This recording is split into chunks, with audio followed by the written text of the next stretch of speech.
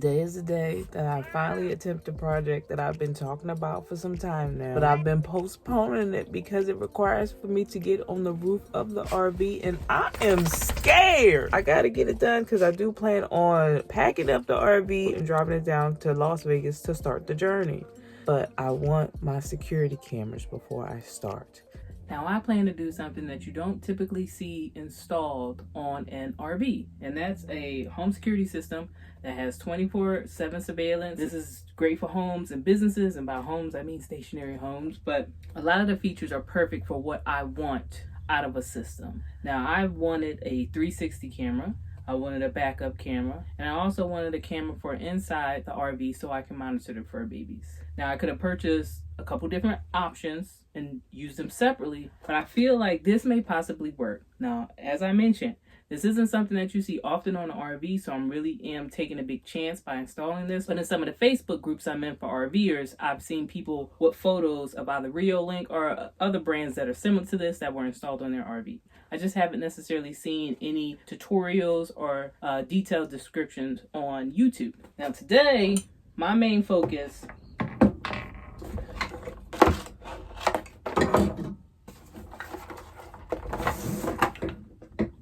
will be the 4 cameras that I'm going to have, 2 on each side, front and back.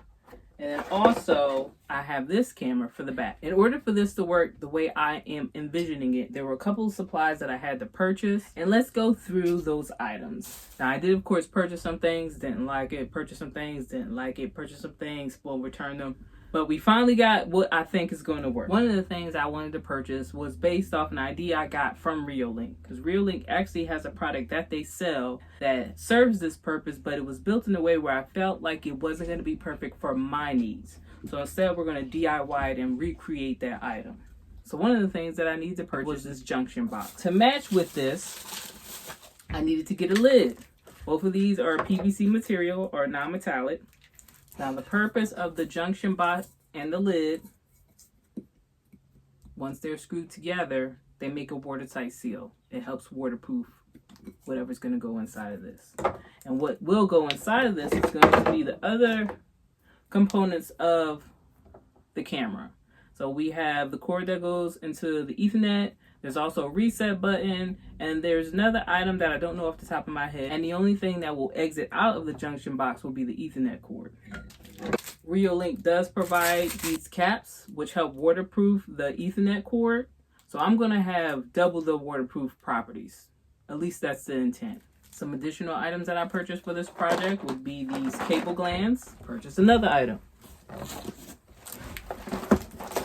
So this is a little kit that allows you to trim Ethernet cables. It's a crimping tool. Since I don't want to drill too many holes into the RV, my plan is to only put one entrance hole where all the cables will come in. All other holes will just be screws from this Junction box. And then I'm just going to use the roof to get the cable all in one area from all 5 cameras. It'll enter inside. That's the one hole I have to drill all the way through the RV. And to keep it looking pretty on the outside, and also to help protect the Ethernet cable. Uh-oh, it came out of the bag. I purchased this item here. It's all out the bag now, but this is called split wire loom. It goes by a few different names, but you may have seen it if you own an RV actually inside the RV in various places where they fish the wire through your car. They use something similar to this. Usually it's a black. So for me, if I open my trunk, I see this in my trunk. And then also if I look underneath this vehicle, the RV, or if I'm looking underneath my car, I'll see portions of something similar to this underneath where the wires are being fed through, and this just provides some additional protection. And then to keep everything on the roof all organized, I also purchased these adhesive zip tie maps. I do have some additional stuff as well, so you have a general idea of what I'm trying to bring to life. Now we need to get started.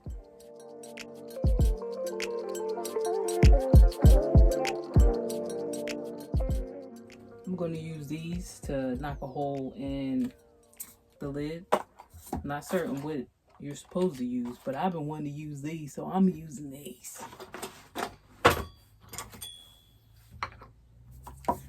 And look, that's the perfect size. Perfect size. So let's go for that. And I bought this chair. I'm gonna put it on this. so I don't cut through the table on myself. Now, a 4x4 or 2x4 or a piece of wood would probably be easiest, but I don't have that. So this is about to go in the trash anyway. So we're going to use it. Any of the items that you see me using, I purchased. They're just items that I heard about, I like, or I could afford. Nothing sponsored at this point. But if you're interested, of course, I'll include links so you can check them out yourself.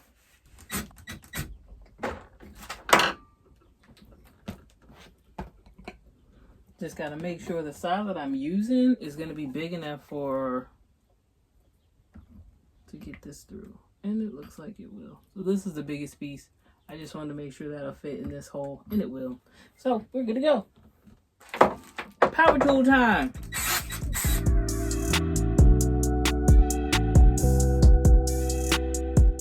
Successfully got a hole in all 4 of these. Now I probably won't show you that footage because it wasn't until after I almost cut my hand off 377 times that I realized that I didn't even have the dang on thing on right. Just know that you can use this if you know how to use it properly to put a hole in one of these. I've also seen people use step drills, and when they use those step drills, it did seem a lot easier. So next time I might just purchase one of those. I realized that because of the backs here that I was going to run into some trouble with the cable glands. Now initially I wanted to stick with one of the smaller ones because I knew once I tightened the top it would be nice and tight around the Ethernet cord. However, this won't work with this design. The only thing that I'm now going to have to change is what gland I use. I'm going to have to use one of the larger ones, but it does tighten it up just a bit. Not enough, I don't think, to completely enclose the Ethernet cable, but it looks like it might be close. But if anything, I'm probably going to have to put some sealant at the very top of this because I'm having to use a size bigger than I really wanted to. Now, you may also notice this Band-Aid. When I was putting this hole in, got a little injury. So if you notice throughout the video more and more Band-Aids pop up on my hand, don't say nothing. Good thing is at least one is almost ready. Now, with this being as thick as it is in the back, this does come with a screw that you're supposed to put on the back. That's not gonna work out, but I can at least screw this in real tight, and that's what we have. Now I'm not quite certain of the proper way to do this, but in order to get these knockouts out, I'm using my drill. I've been using a 1/2-inch drill since it's a 1/2-inch hole. Get it through. Be careful. You see, I already got one boo-boo.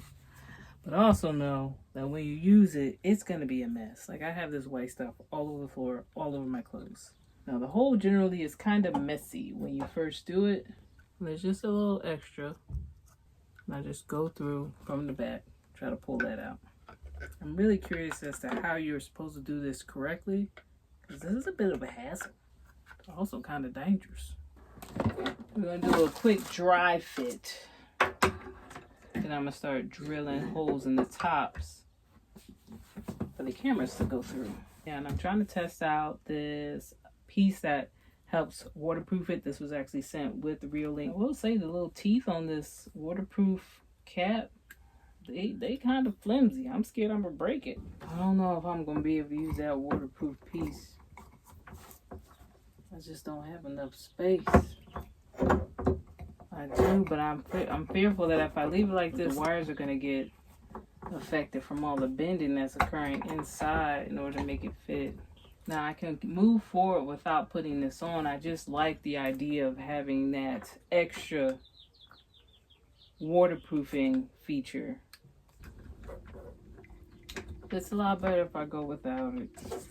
Now my concern is once I drill a hole in this, I hope the nails don't interfere with any of the wires inside.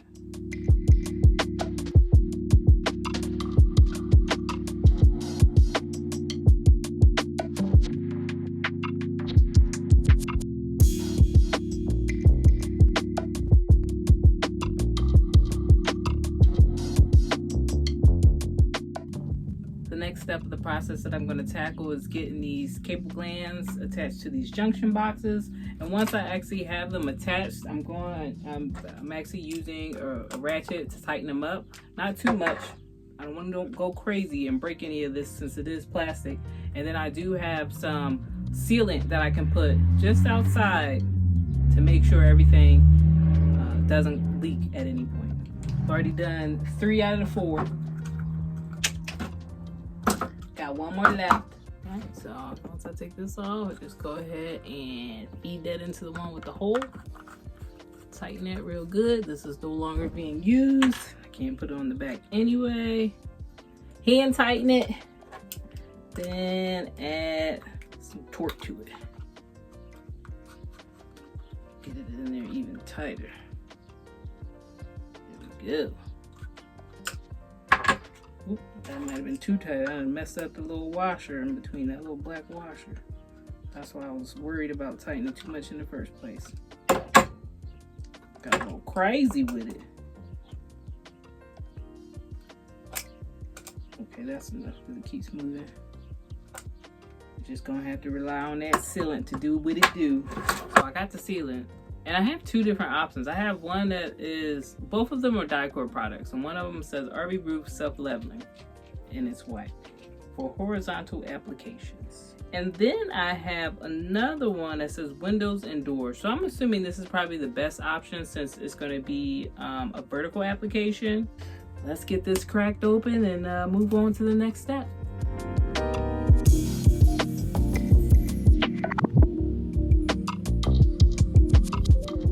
I kept the hole fairly small just because I don't want it to get out of control. Because even though I do want this to have a bond from the sealant, I don't want to get it on the top lid because that lid I need to be able to move in order to tighten it around the cord. So I'm just going to stick with the edges right where that black is. Well, it's not going to look pretty, that's for sure. Lord, that ain't cute at all. That is not pretty. Uh-oh. Let me go clean that up and continue with this. Well, I have lost daylight. So we're gonna pull out the lights. Just like we did with the couch, we're gonna pull out the lights and we're gonna work through the evening. So the plan right now is to get these installed onto the RV. Holds 2 screws, and we got 4 of these that we need to put up. There's also a 5th light, which is gonna be the backlight, which has a different setup.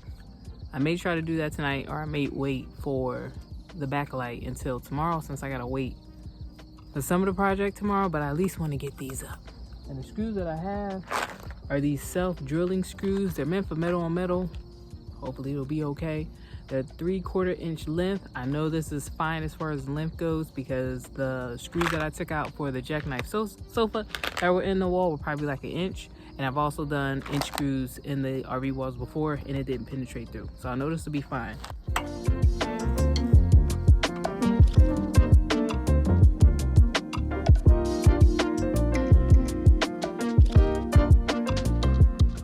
I'm gonna have to call it a night. Every dog in the neighborhood is barking except for mine. I can't disturb the fur babies. So hopefully I can go to bed early and start my day early. Different day, same outfit, new jaws. Since I'm gonna be traveling soon, I want to go ahead and drop these bad boys into the tank. So once I start driving around, I can freshen them up before I even get to my final destination. So we're gonna figure out a place to put this. My guess is for the gray tank, I'm gonna go ahead and open one of these and drop it in the kitchen sink. And then for the black tank cleaning, I'm just drop it in the toilet. Let's go.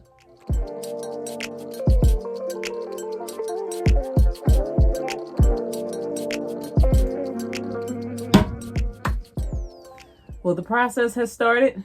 At some point, I need to finish filling up the black tank. I can either keep doing what I was doing, which is holding the lever and just letting it roll into the toilet, or I can try to figure out a way to get the hose in here and speed it up. Or maybe I can use the shower head to speed it up. We'll figure that out later. Now let's get back to the ladder. Anyway, I need to make a makeshift tool belt because I was struggling yesterday. I'm just going to use this good old fanny pack. Gonna bring some drill bits because I was struggling with those tapping, self-drilling, whatever the heck I was using. I was struggling a little bit. Put some of those in my pocket since I keep dropping them. This is what the seal looks like. That clear seal looks like on one of the Junction boxes. Now I am noticing a yellowing. That don't seem good. I don't understand the science behind it, but that don't seem good. Will you fit in my pocket? You sure will. Good job. Power tools.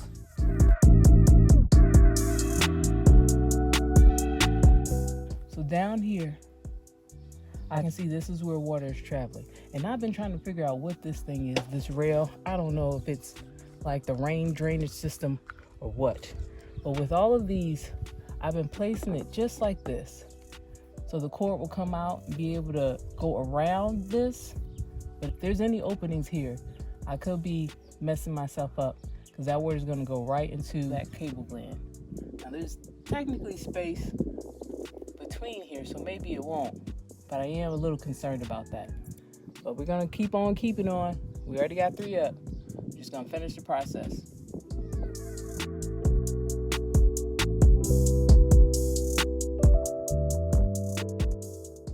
Now that we have the junction boxes installed for these cameras, which there's a total of 4, I now need to prep for the back camera, which is this dual lens 180 floodlight camera.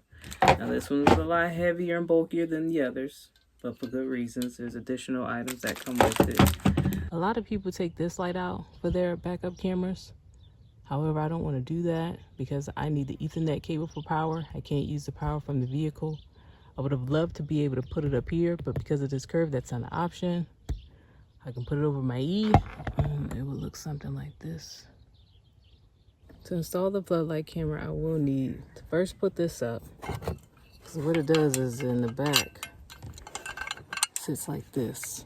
And then there's a screw down here to make sure it stays in place. So this is the main thing that I need to set up. Make a note that it comes to around that bottom end. So I'll have to take that in consideration when I pick a spot. I also need to take in consideration that the camera sits right on top. Like so.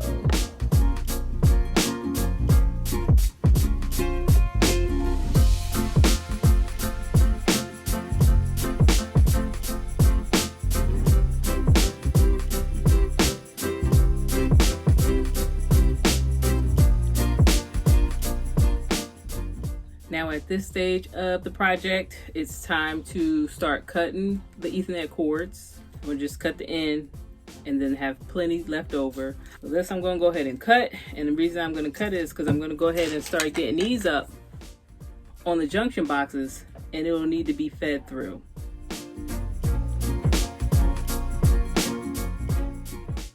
So this in here still has the cap.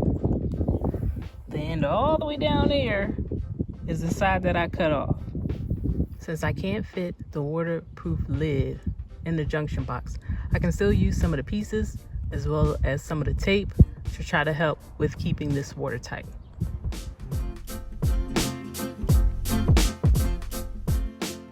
I started positioning the camera the way I think it'll be. I still have to adjust it a little bit more. It is actually bolted to the lid. If I need to do any more adjustments, I have this little tab right here that allows me to move it around. And that's what it looks like. Wires are inside. This Ethernet cable, I'm gonna go ahead and run it across the roof. And I'm gonna go ahead and do some more of these. Tighten this up later.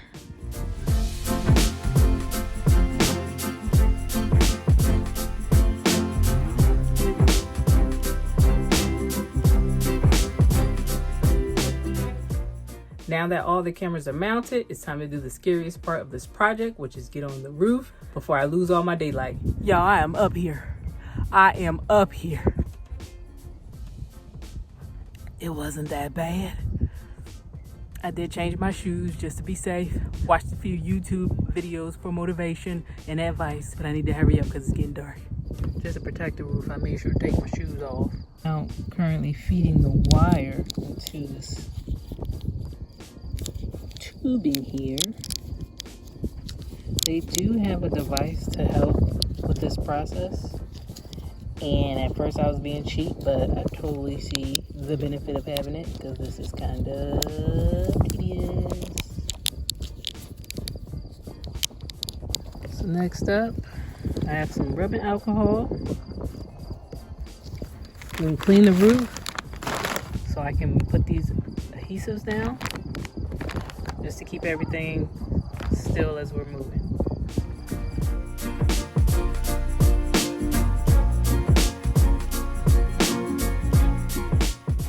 I survived my first time on my RV roof. I don't want to have to go up there again, but as an owner and a DIYer, I will, especially since there's some things that look like they need to be repaired. But as far as tonight goes, I'm not completely done.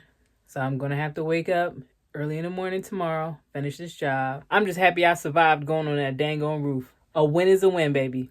I will see you in the morning. Last night, when I finally got on that ladder, it was no sunshine to help me out. I was working with the light of the moon.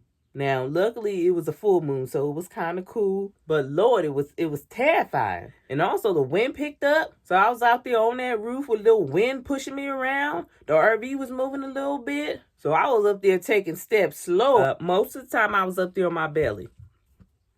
I stood up occasionally, but I was either sitting there on my butt or on my belly just to be safe. I was like, we not going to have a story about a new RVer who falls off the dang on roof because they wanted to do a project by the moonlight in darkness. So today we're going to go up there.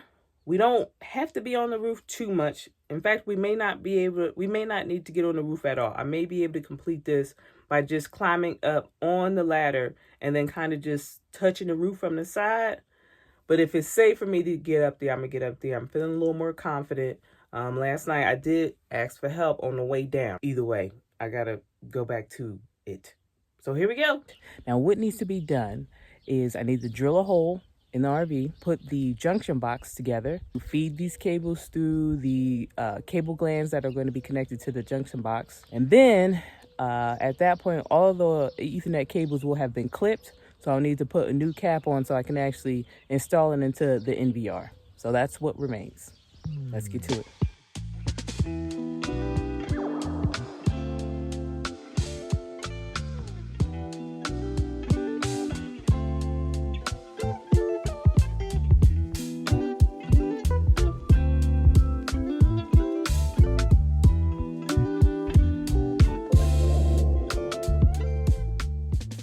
And we're back on the roof. One thing that I do every time I have to come up here, I make sure everything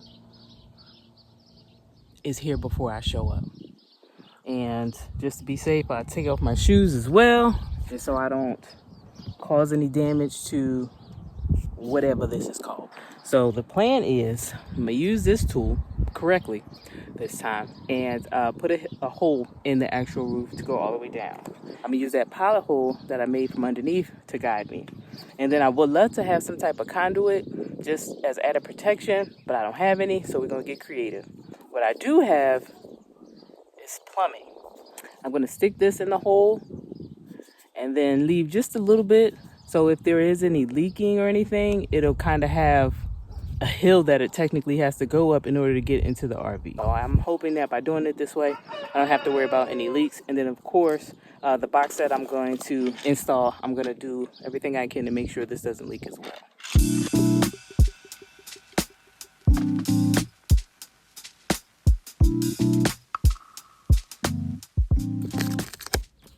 I don't know how I keep managing to hit metal. Dang it. Everything was going so good. Of course, there's like some type of metal frame here. I don't know how you figure that out, or dang it, how I could have avoided this. So now this won't fit as is.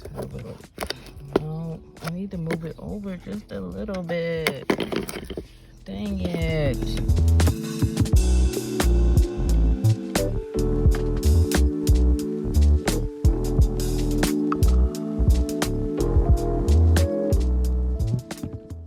That didn't go as planned, but we got a hole. We got a hole.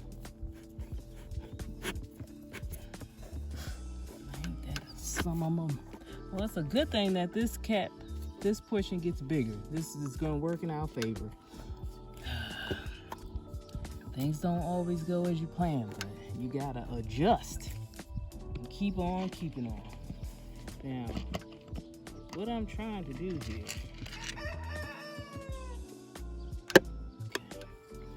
now I am gonna have to cut a bit of this lid, but I'm gonna put the same size. I'm gonna put a hole in this as well,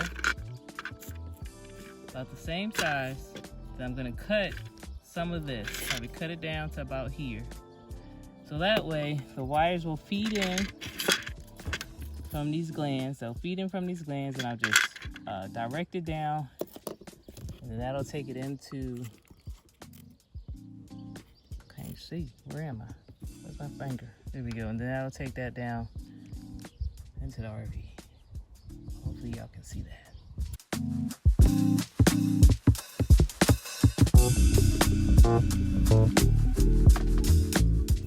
From here, I'm gonna take some of this double-sided Eternabond, put it around the edges. It's a little warm out here, so let me hurry up.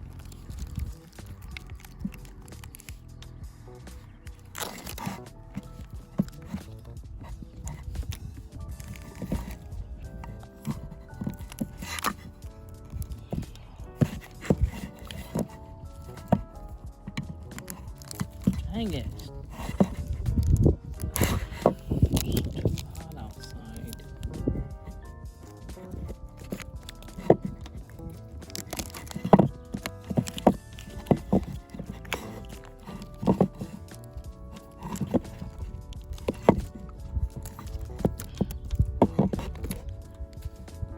This looks so much prettier in other videos. Must have been much cooler where they were.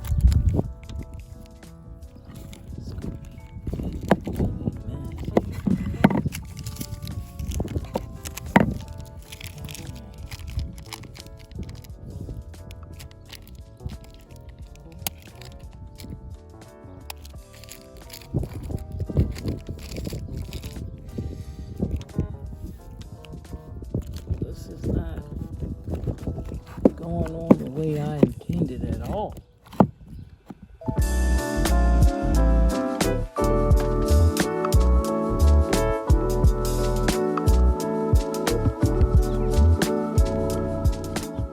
Since I ran into some unexpected difficulties with this junction box, I did change my plan as to what I was intending to do with it.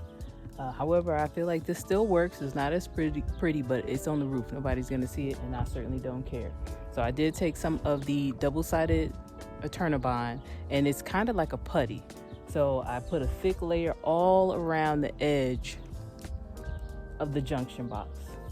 And then I took the Eternabond tape and put it on top. So this is just all around the junction box. And then the tube itself, since the cut was so bad, I put tape in there as well so it doesn't cause any issues with the cable when they're fed in. Next up, I need to actually drill some holes in the junction box so I can get my cable glands in.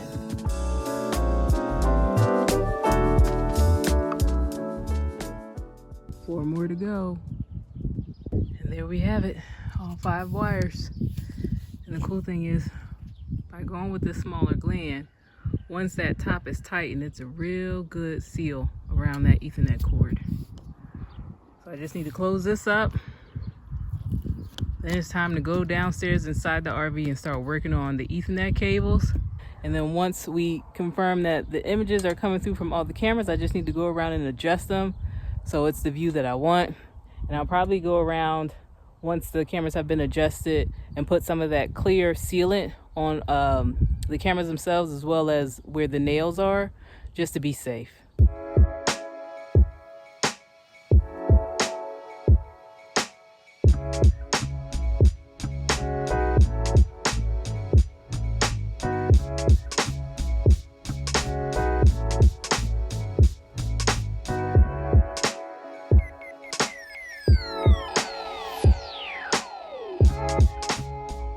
So here's an update. Out of the 5 cameras that I have up, 1 is working. 1 is working. So I'm gonna have to go around and take all of the cameras that are up that aren't working, take their base off, and then test the Ethernet cable. to see if that's the problem. I'm so happy I did not walk around testing every single one of the cords. Instead, I just opted to just redo everything. And while I was doing that, I just kept checking everything, comparing everything. The one camera that was working, I was looking at the back and I noticed that, hey, the colors aren't in the same order as they are on this piece of paper. In fact, they're not even the same order that they are on the camera. So the camera that's up right now, that Ethernet cable, is based off this. Somehow or another, the NVR is recognizing the cable if I switch up the orange ones. So I accidentally switched up the orange. So it's supposed to be white orange. The one that was working was orange white. Everything else was the same. So the second one that I just did, I said, I'm going to flip it. I'm going to flip it and match that color scheme, that color pattern. Now I have two working cameras. What happened? Somebody just tell me what is going on. I'm going to do the other two, the other three, the same way. I'm going to switch up the orange and the orange whites and see if it works.